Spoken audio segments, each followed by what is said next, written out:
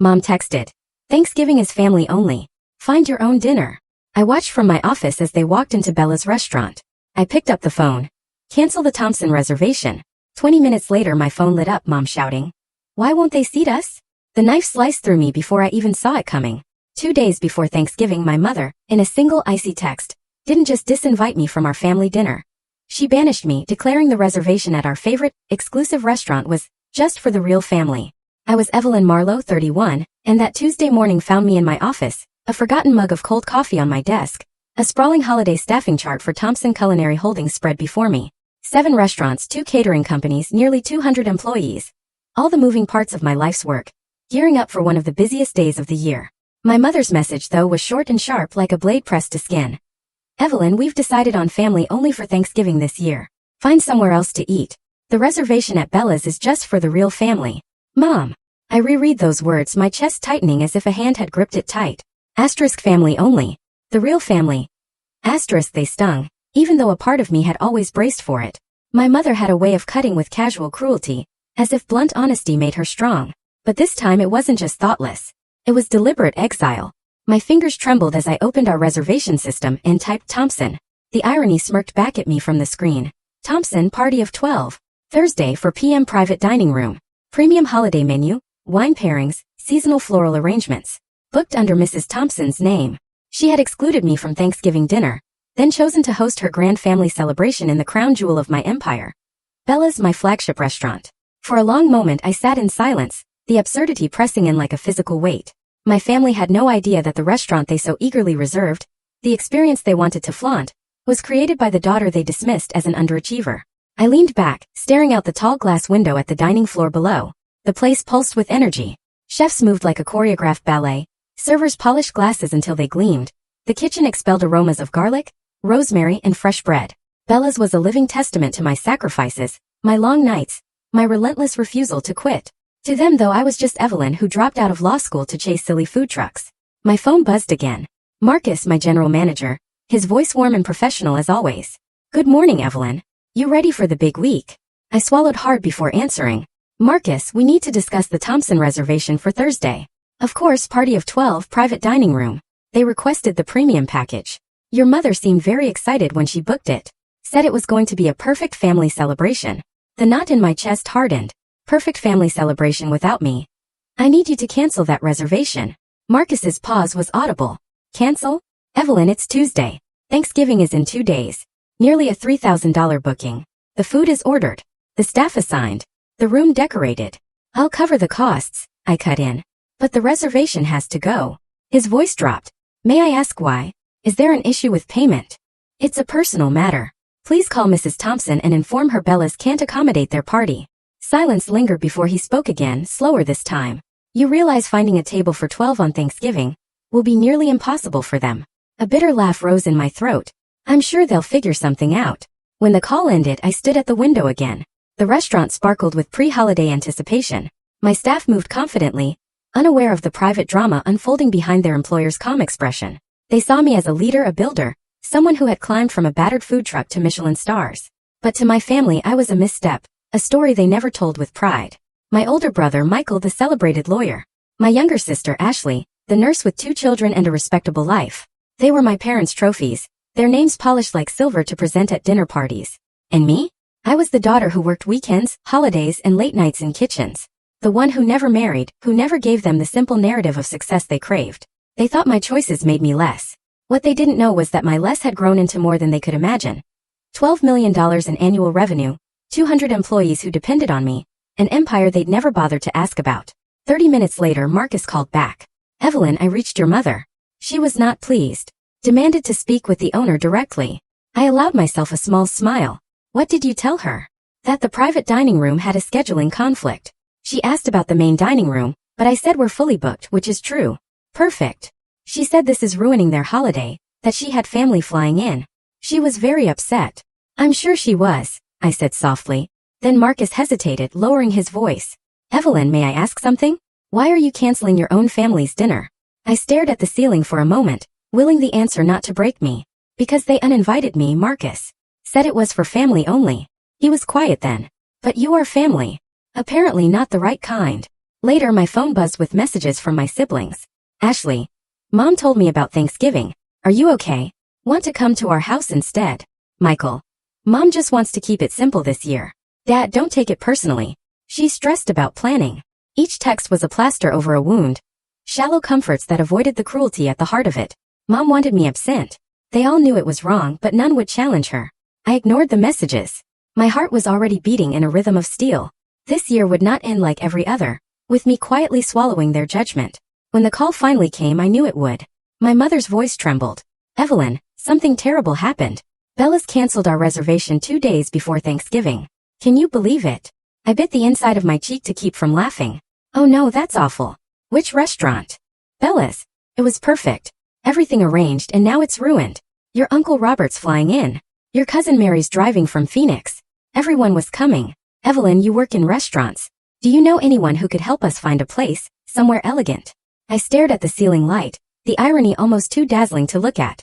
My mother, who had just excluded me, was now asking me to save her holiday. I might know some people, I said carefully. What kind of place are you looking for? Somewhere impressive. You know how Robert brags about his children? We wanted to show the family we're doing well. Bella's was perfect. So, exclusive. 3 stars. We were so excited to tell everyone we'd be dining there. My grip on the phone tightened. Impressive. Exclusive. Perfect. Not a word about love. Not a word about family. Let me see what I can do, I told her. As I hung up, a thought burned in my chest, equal parts pain and resolve. If my family wanted a performance, then maybe it was time I stepped onto the stage. The curtain was about to rise. The rest of that Tuesday unfolded with my phone vibrating like a restless insect on my desk. My family, suddenly anxious, suddenly aware of the storm brewing around Thanksgiving, started reaching out. Each message carried the same flavor.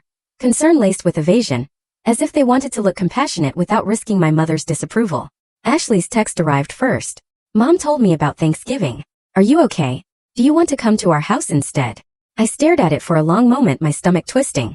Ashley meant well. She always did. But there was no hint of outrage, no indignation that our mother had dismissed me as not real family. Just an offering like scraps brushed off a table. Asterisk, come to our house. Second choice. Second place. Asterisk, then Michael's message. Mom just wants to keep it simple this year. Simple. The word clanged in my mind like a cruel joke. Excluding a daughter wasn't simplicity. It was strategy. My brother, the lawyer, always found ways to phrase things so the ugliness vanished behind neat language. Dad's came last. Your mother is stressed. Don't take it personally. I laughed, sharp and humorless. How else was I supposed to take it? As I sat with their words, the old ache of being misunderstood rose again. To them, I was the dropout who never followed the plan. I was the cautionary tale, the black sheep who traded courtrooms for food trucks. They never asked what those trucks had become. They never cared to understand how I built kitchens out of nothing, how I led teams with fire in my chest. The truth? I had missed countless birthdays and anniversaries, not because I didn't care, but because I was in the trenches of something bigger than myself. While they toasted champagne at family dinners, I was elbows deep in dough, perfecting recipes, negotiating with suppliers, training young chefs who believed in me. My sacrifices had built Bella's, had carved a culinary empire from thin air. And yet my mother's voice still echoed. Family only. That evening, the city lights outside my office shimmered against the glass. I stayed late, scribbling notes, restless energy humming through me. For the first time in years, I wasn't just hurt. I was angry. Anger that tasted almost electric, sharper than the knives I once used in cramped food trucks. My phone rang again. I almost ignored it, but when I saw the name Mom, I picked up. Her voice trembled with false sweetness. Evelyn, I'm so glad you answered. We're in a terrible bind. Bella's was perfect and now we have nothing. Do you know how humiliating it is? Uncle Robert's flying in tomorrow. Your cousin Mary's on the road already. We can't possibly tell them there's no plan. Can you help us? You must have connections. I pressed my lips together, forcing my voice calm. I might know some people. But Mom, why did you decide on family only in the first place? A pause, thick and awkward. We just wanted to keep it simple. Simple. I let the word hang in the air. Am I not family? Of course you are, sweetheart, but you work so much. You miss so many dinners. We thought you'd be more comfortable doing your own thing. Doing my own thing. I bit back, the bitterness rising in my throat. Or was it because you wanted to impress Uncle Robert? She bristled. What are you implying? That maybe you thought my being there would ruin the image? Silence stretched. Then she sighed, weary. You don't understand, Evelyn. Your brother is thriving in law. Ashley has a wonderful family, and Robert always compares his children's successes. It's exhausting. I just wanted the evening to be impressive. Her words burned. And you thought leaving me out would make it more impressive. I didn't mean it that way. You did, I said quietly. You meant it exactly that way. We ended the call on a brittle note, her pleading for me to make some calls, me promising only that I'd see what I could do. Afterward I paced my office, thoughts sharp and jagged. This was about more than a dinner. This was about years of dismissal, about the way my family crafted a narrative where I was always the outsider. I could feel the weight of their judgments pressing against my ribs. But beneath it something else stirred, resolve. They thought I was powerless. They thought I was a failed dreamer clinging to food trucks. They had no idea that the very ground beneath their feet, the dinner they craved so desperately, belonged to me. That night I pulled out old photographs. Me in a flower-streaked apron, standing in front of my first truck, grinning with exhaustion. A younger me, eyes fierce with ambition, even as grease clung to her clothes. My family had seen that girl as a joke. They never stayed long enough to watch her transform. And now the irony was delicious. They were begging for help, and the help they needed came from the daughter they cast aside. By Wednesday morning the calls increased. Ashley left a voicemail, her voice tight with worry. Mom's panicking. Evelyn, she's calling everywhere. No one has space for 12 people. She's crying. Could you maybe, I don't know, reach out to some of your contacts? I could almost hear the unspoken words. Asterisk, fix this. Save us. Asterisk, but why should I? A part of me wanted to let them scramble. Let the dinner collapse into fast food or chain restaurants. Let Uncle Robert see the cracks in the perfect facade. Yet another part, quieter but insistent, knew this was my chance. Not just to help but to be seen. To force them to face the truth they'd ignored for years. I dialed Marcus. He answered on the first ring. Evelyn, has your mother called back? 3 times, he said grimly, each more desperate than the last. She asked if we could recommend other restaurants. I gave her names, but honestly everything's booked. She was on the verge of tears. Tears. I closed my eyes, exhaling slowly. My mother wasn't evil, I reminded myself. Just vain, image obsessed, shallow in ways that hurt more than she realized. She hadn't excluded me out of malice. She'd excluded me because she was embarrassed. That truth cut deeper than hatred. Marcus, I said, my voice steady now. What if we gave them the reservation back? He hesitated. You want to reinstate it? Yes, but with one change. What change? The party of 12 becomes a party of 13. His intake of breath crackled over the line. You mean you'll be joining them? Yes. After they uninvited you. Exactly, I said. If they want their perfect dinner, they'll have to make room for me. He was quiet for a long beat. Then, that's bold. It's necessary. As I ended the call, I felt a strange calm settle over me. For years I had let their judgments define me. But this Thanksgiving I would no longer be invisible. The stage was being set. And whether my family liked it or not, I was stepping into the spotlight. Wednesday evening, the city pulsed with holiday anticipation. Streets glittered with early lights, stores crowded with last-minute shoppers. And yet, inside my office time felt frozen. I sat alone, staring at my phone, knowing the next move would change everything. The decision had already been made. My family would get their precious dinner back, but on my terms. When I finally called my mother, her voice answered in a rush of desperation. Evelyn, please tell me you found something. Everything is booked. I can't believe Bella's would cancel like that. It's humiliating. Robert arrives tomorrow and Mom, I interrupted softly. I might be able to help. The silence on her end was sharp with hope. Really? You can? Evelyn, you'd be saving us. How? I have some connections, I said carefully. I know someone who might have influence at Bella's. Oh, Evelyn, that would be incredible. You're a lifesaver. What do we need to do? There's one condition, I said. Her breath hitched. Condition? Yes. The reservation will be for 13 people, not 12. The silence stretched so long I could hear my own pulse. Finally she whispered, 13? But who would the 13th be? Me, I answered. The quiet that followed was louder than any shout. My mother's voice when it came was strained. Evelyn, I thought, we just assumed you'd be too busy. Busy or not, I'm family, I said. And if Bella's reopens that dining room for you, then I will be seated at that table. She inhaled sharply, and I pictured her pacing the kitchen floor. Phone pressed to her ear, pride and panic wrestling in her chest. Evelyn, this dinner, it's important. We wanted to show the family that we're doing well. Robert brags about his children constantly and we thought. You thought I'd spoil the picture. I finished for her. No, sweetheart, that's not. It's exactly that, I said. My voice was calm but unyielding. So here's the deal. 13 people or none at all. That's the only way you'll walk into Bella's tomorrow night. Her breath trembled over the line, then soft. All right. 13. A strange satisfaction unfurled in my chest, but it wasn't triumph. It was something darker, heavier. For the first time my mother was bargaining with me, not dismissing me. Good, I said. I'll make some calls. We hung up and I sat in the dim light of my office, staring at the city skyline.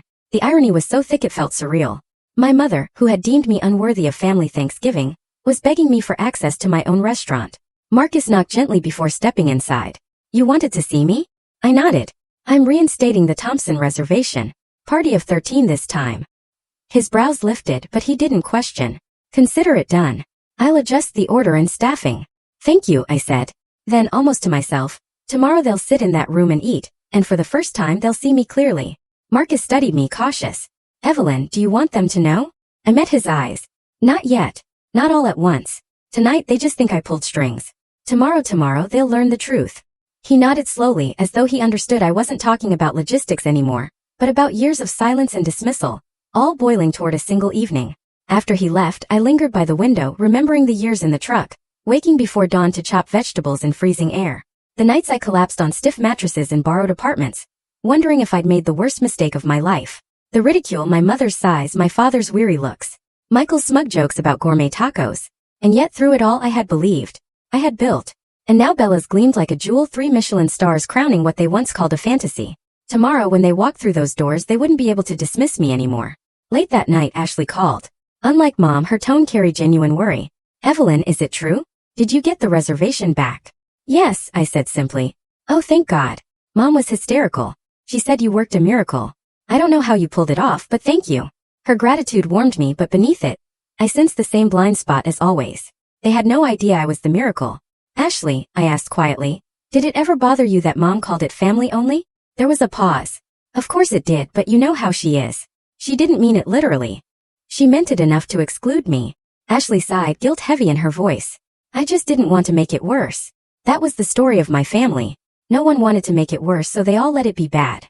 When the call ended, I sat in the dark, the city lights painting my reflection across the glass. Tomorrow I thought would be more than dinner. It would be theater. My family wanted a perfect image for Uncle Robert. I would give them one, but the image wouldn't be theirs. It would be mine for once. I would not be the forgotten daughter in the background. I would be the revelation sitting at the head of the table, the truth they couldn't escape. As midnight neared, I whispered into the empty room, words no one else could hear.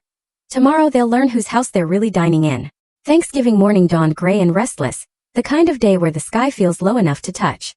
Bella's kitchen was already alive with energy by 8 a.m. Steam rising from simmering pots, knives clattering against cutting boards, chefs moving with precision born of weeks of preparation. I walked the floor quietly, taking it all in. This was my kingdom, my empire in motion. But tonight, it would double as a stage for a play my family didn't even know they were part of. By mid-morning my phone rang. Predictably, it was Mom. Her voice carried forced brightness. "Evelyn, thank you again for pulling strings. Bella's actually reinstated us. I don't know how you managed it, but it's a miracle. You're amazing." Her praise was so syrupy it almost made me laugh. A week ago I was too busy, too embarrassing to sit at her table. Now I was amazing. "I'm glad it worked out," I said, keeping my tone steady. "I told your father. You must know someone very important." "Who is it? The manager? The chef?" I let silence stretch a moment before replying. "Someone with influence." Her laugh was nervous. "Well, thank heavens you do. Otherwise, it would have been a disaster. Robert's already in town, and he was impressed when he heard we were dining here. He always brags about his son, the surgeon, and his daughter, the investment banker. You know, this was our chance to show we're doing just as well." Her words landed like stones in my chest. Not joy about being together. Not excitement about sharing a holiday, just bragging rights. Just image. "Mom," I said softly, "do you ever wonder why I'm not someone you brag about?" She hesitated. "Evelyn, that's not fair, is it? Michael's law practice, Ashley's family. You parade them around like trophies. What am I to you?" There was a long pause, then quietly. "You're different." Different. The word I'd lived under my whole life, wielded like a polite knife. We ended the call soon after, her voice growing brittle with defensiveness, mine cool with determination. By afternoon my siblings started messaging. Michael pragmatic as always. "Mom says you saved Thanksgiving. Whatever you did, thanks." His words were efficient, emotionless, like a business transaction. Ashley softer. "I'm glad you'll be with us tonight. It wouldn't feel right without you." Her sincerity almost soothed me, but only almost. At 3 o'clock sharp, Marcus appeared in my office.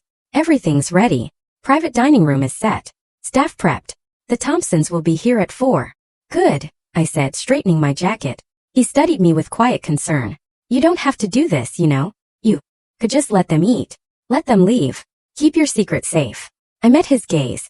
"No, Marcus. Tonight the secret ends." At 4 o'clock, the Thompson family arrived.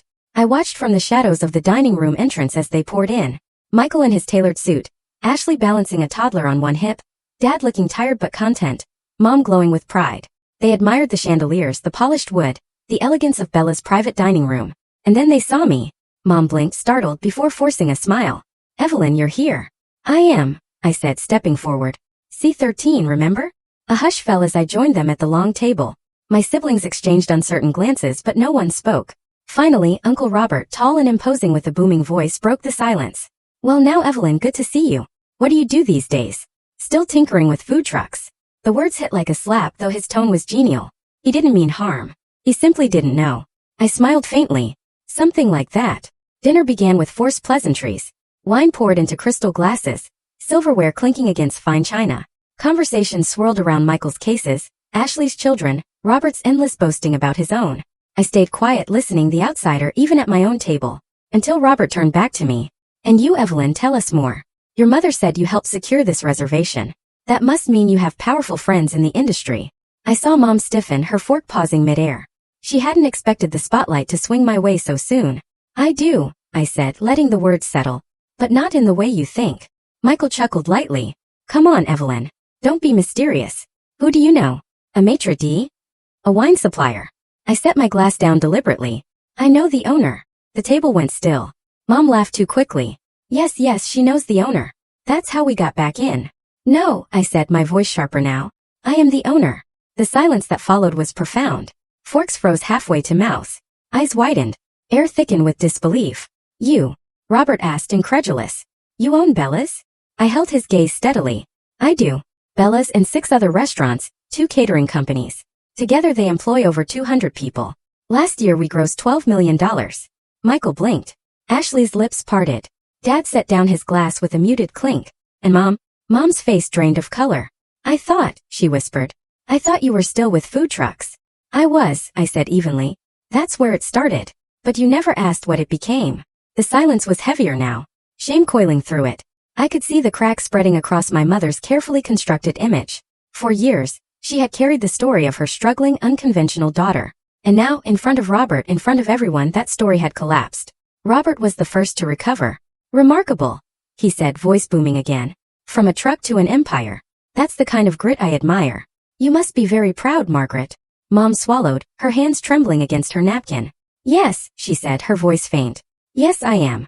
But her eyes, when they met mine, carried not pride, but a storm, shame, regret, and something close to fear. The dinner continued, but the air had changed. My siblings stole glances at me, some curious, some unsettled. Robert peppered me with questions, genuinely impressed, while my mother sat in brittle silence, her facade cracking with each answer I gave. When dessert arrived, she finally leaned toward me, her voice breaking. "Evelyn, why didn't you tell us?" I turned to her, meeting her gaze. "Because you never asked." Her eyes glistened, tears threatening. "I was wrong." "Yes," I said softly. "You were." The table around us buzzed with conversation. But between us only silence stretched. A silence that said everything. Tonight wasn't about food. It wasn't about celebration. It was about truth finally dragged into the light, raw and undeniable. And the truth was this. The daughter she thought was a disappointment had become the one person she could no longer ignore. The revelation lingered in the air like smoke, impossible to ignore. I watched my mother's face shift through shock, denial, and reluctant acknowledgement as she forced herself to swallow the truth. For years, she had told relatives I was finding my way, that I was still experimenting. Now she sat in a 3-star dining room run by the very empire she dismissed. Uncle Robert leaned back in his chair, his booming voice slicing through the tension. "This is extraordinary, Evelyn. Truly, starting with nothing and building all this. That's the American dream." He raised his glass in a toast, but the gesture only deepened the discomfort at our table. Ashley smiled at me timidly, almost as if she were discovering me for the first time. Michael, however, shifted in his seat, his jaw tight. He was used to being the shining star, the success story Mom paraded at every gathering. Now, with Robert's admiration directed squarely at me, he looked like a man watching his crown slip away. "I didn't know you were doing that well," he said finally, voice clipped. $12 million. 7 restaurants. That's impressive. Impressive. The word landed like an afterthought, begrudging and hollow. I leaned forward slightly. "You could have known, Michael. Any of you could have if you'd ever asked." He looked away, fiddling with the stem of his glass. Dinner carried on, but every bite felt like performance. Conversation circled Michael's cases and Ashley's children, Then returned again and again to me, Robert's curiosity unstoppable. 7 restaurants. Do you manage them all yourself? How do you balance quality? What about investors? Each question gave me a chance to pull back another curtain, to show them what they had chosen not to see. And with each answer, I felt both vindication and sorrow. Vindication that they finally recognized my worth. Sorrow that it had taken $signs to earn it. At one point Robert turned to my mother. You must be so proud, Margaret. A daughter who built an empire from a food truck. That takes vision. Her smile was stiff, her voice brittle. Yes, of course I'm proud. But her eyes betrayed her, flickering with shame. Finally I spoke directly to her. Mom, do you realize what happened here?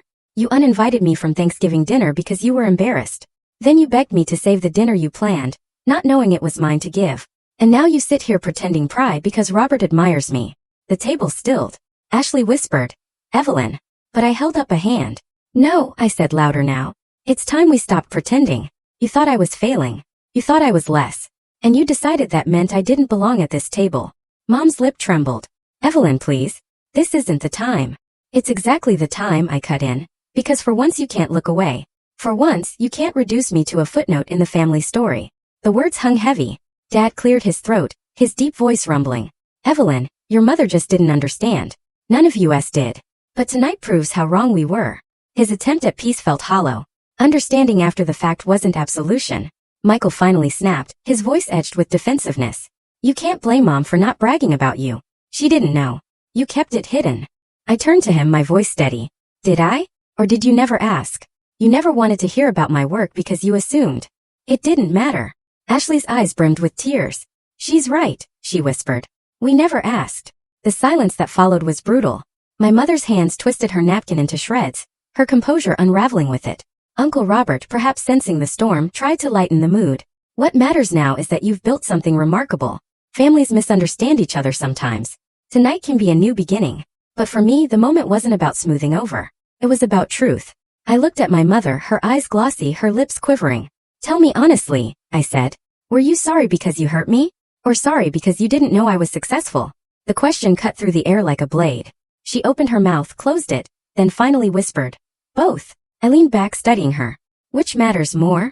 Her tears slipped free. Excluding you. That's what I regret most. Not your success. Just forgetting that you were my daughter before anything else. The admission cracked something inside me. For a moment, I saw not the image-obsessed woman desperate to impress her brother, but a mother realizing the damage she had caused. Yet doubt still lingered. Would she have felt that regret if the truth hadn't come out in such spectacular fashion? Dessert arrived, pumpkin tartlets, cinnamon gelato. But the sweetness only highlighted the bitterness in the air.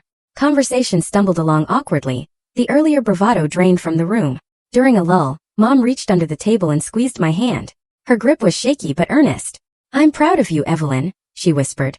Not for the money, for the strength, for never giving up, even when I didn't believe in you. I met her gaze, searching for sincerity. For the first time I thought I saw it. Still, I held her hand only lightly. Then prove it, I murmured. Don't just say it tonight because Robert's listening. Prove it when no one else is watching.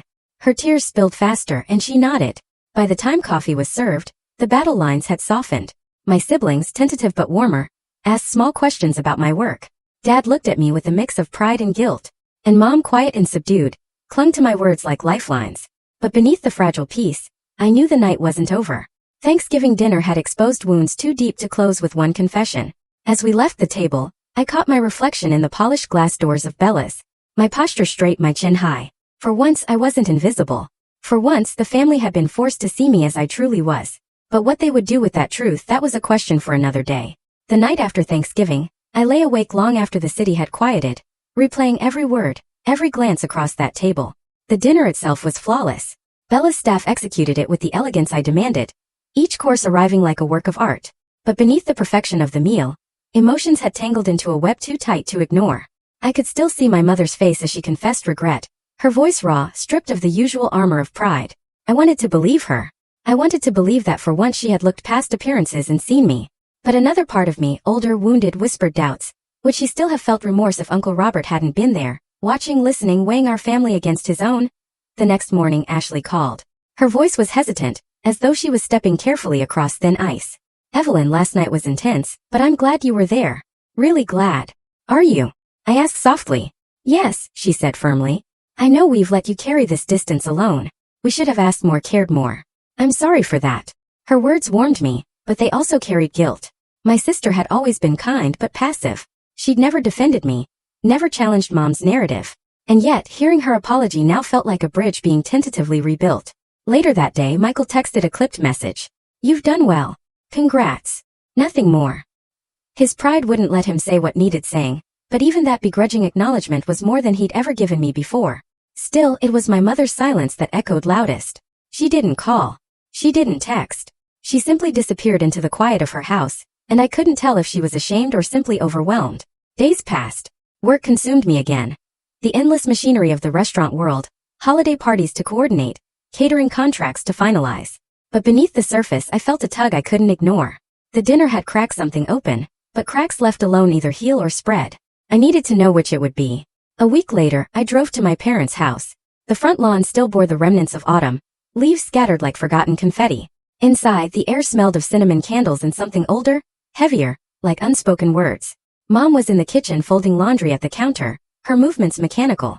When she saw me, she froze. "Evelyn," she whispered. I set my bag down, heart pounding.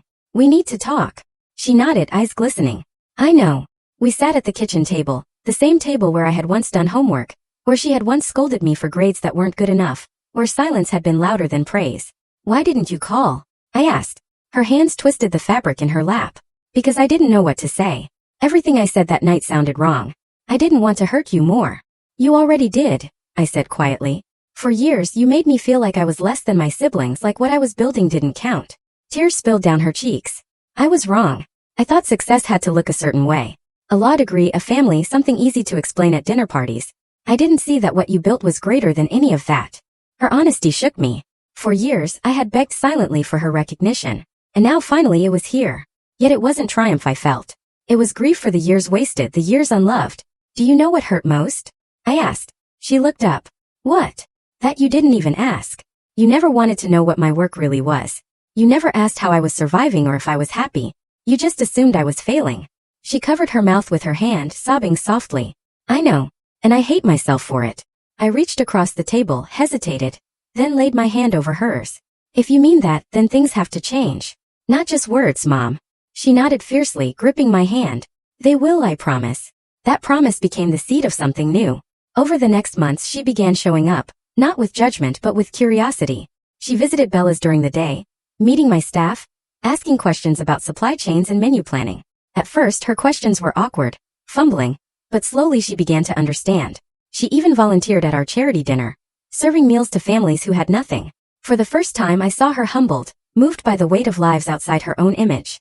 Still doubt lingered in me. Was she proud because she finally saw me, or because she finally had something to brag about? One evening, after a long day of service, I drove her home. In the quiet of the car, she said, "I used to tell myself I wanted to protect you from disappointment. But the truth is I was the one disappointed. Disappointed that you weren't what I imagined, and that was my failure, not yours." Her voice cracked. "I don't want to lose you again. Evelyn, tell me what I can do to make this right." I pulled the car to the curb, tears pricking my eyes. "Just be my mother. Not my judge, not my critic, just my mother." She nodded, reaching for my hand, and for the first time in years I let her hold it. But even as hope stirred, a shadow remained. Families don't transform overnight. Patterns carve deep grooves, and climbing out of them takes time.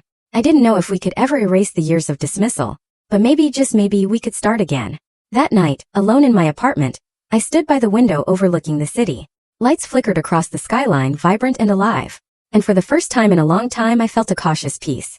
I had demanded truth at that Thanksgiving table, and I had received it. Painful, imperfect, but real. The question that lingered was whether the truth would be enough to build something lasting, or whether it was just a fragile truce waiting to crack. 6 months slipped by like pages turning in a book. Each chapter a cautious step towards something new between my mother and me. At first, I expected her attention to fade, that once the shine of my revelation dulled, she would retreat to her old ways, clinging to Michael's courtroom victories and Ashley's family stories. But to my surprise, she didn't. She came to Bella's often, not as a customer demanding special treatment, but as a guest who genuinely wanted to understand. She asked questions about the menu, about how I sourced ingredients, even about staffing challenges. She lingered in the kitchen, watching the chefs at work, marveling at the choreography of it all. The first time she volunteered at our charity gala, handing plates of roasted chicken to families who had nothing, I watched her face change. The pride she had once reserved for appearances melted into something softer, more grounded. For the first time I saw her moved not by what others would say, but by what she was actually witnessing. And yet the doubt never fully left me. Every time she introduced me to someone new, her voice carried an edge of triumph. This is my daughter Evelyn. She owns Thompson Culinary Holdings, 7 restaurants, 2 catering companies, 3 Michelin stars. Her words were glowing, rehearsed, almost too polished. I wondered if she was proud of me or proud of what I had become to others. One night, after a late service, we sat together at Bella's bar. The restaurant had emptied, the air rich with the lingering scent of garlic and wine. She sipped tea while I unwound with a glass of water. Evelyn, she said, her tone tentative. I've been thinking a lot about that night Thanksgiving, about how I excluded you. I kept my eyes on the glass in my hands and she swallowed hard. I realize now it wasn't about you. It was about me, about my fear that you'd make me look small compared to Robert's children. I was shallow and I let that fear dictate everything. I will regret that for the rest of my life. Her honesty pierced me. I searched her face for insincerity, but all I saw was vulnerability. Still, I asked the question that haunted me. If I hadn't been successful, if I really had been barely scraping by with a food truck, would you still regret excluding me? Her eyes brimmed with tears. Yes, because I excluded my daughter. Not my resume, not my net worth. My daughter. The simplicity of her words nearly undid me. I wanted to believe her, but part of me still held back because love tested in success is easy. Love tested in failure, that's what proves truth. Over the months, small moments gave me reason to hope. She no longer asked about profit margins first. Instead, she asked if I was sleeping enough, eating enough, finding joy in the chaos. She attended Ashley's kids' soccer games and Michael's legal seminars with the same enthusiasm she once reserved only for bragging rights. It was as though she was finally learning that being present mattered more than being impressive. But the question lingered in my heart. Was this real change? Or was it just another performance? This time directed at me. Spring melted into summer, and Bella's hosted our annual charity dinner. My mother arrived early wearing an apron I'd given her, hair tied back, cheeks flushed with anticipation. She carried trays, chatted with volunteers, laughed with children. At one point, I caught her watching me across the room, pride in her eyes that wasn't coated in polish. It was raw, unfiltered. In that moment, I let myself breathe. Later that night, as we closed the restaurant, she pulled me aside. Evelyn, she said, gripping my hand tightly. Thank you for letting me in, for giving me another chance. I don't deserve it, but I want to earn it every day.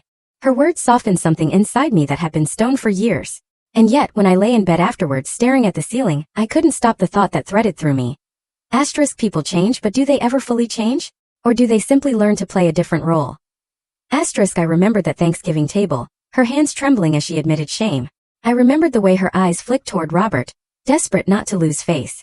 And I remembered the years before, when my worth to her had been measured against everyone else's expectations.